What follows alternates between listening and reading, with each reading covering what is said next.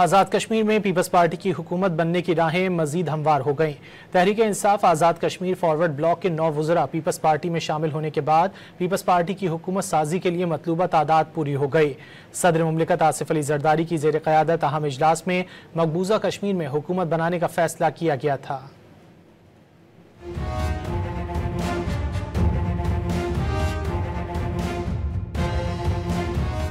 Tehreek Insaf Azad Kashmir forward block کے 9 وزراء Peoples party میں شامل ہونے کے بعد پیپلز پارٹی کی حکومت سازی کے لیے مطلوبہ تعداد پوری ہو گئی۔ وزراء نے فیصلہ فریال تالپور سے ملاقات میں کیا۔ پیپلز پارٹی آزاد کشمیر کے ارکان اسمبلی کی تعداد 27 تک پہنچ گئی۔ پیپلز پارٹی کے ذرائع کے مطابق مسلم لیگ نون کی حمایت کے بغیر حکومت بنائیں گے۔ دونوں دھڑوں کی شمولیت کے بعد 30 سے زائد ارکان کا ساتھ حاصل ہے۔ مسلم لیگ نون اس وقت 9 ارکان اسمبلی کے ساتھ ایوان میں موجود ہے، لیکن نون لیگ نے حکومت سازی کا حصہ نہ بننے کا اعلان کیا ہے۔ نون لیگ کے سینئر رہنما خواجہ سعد رفیق نے صورتحال پر اپنے ٹویٹ میں تبصرہ کیا، کہا کہ پیپلز پارٹی آزاد کشمیر میں حکومت بنائے گی اور اسے اکثریت بھی مل جائے گی۔ موجودہ وزیر اعظم کو منصب دینا غیر سیاسی تجربہ تھا۔ واضح رہے کہ پیپلز پارٹی نے نئی حکومت بنانے کا فیصلہ صدر زرداری اور چیئرمین بلاول کی زیر صدارت 2 اجلاس میں کیا۔ موجودہ وزیر اعظم آزاد کشمیر چودھری انوار الحق کو عہدے سے ہٹانے اور نئی حکومت بنانے سے متعلق حکمت عملی طے کی گئی۔ صدر پیپلز پارٹی آزاد کشمیر چودھری یاسین نے واضح کیا ہے کہ وزیر اعظم کون بنے گا اس کا فیصلہ پارٹی قیادت کرے گی۔ اگر چودھری انوار الحق نے استعفیٰ نہ دیا تو تحریک عدم اعتماد کے نمبر پورے ہیں۔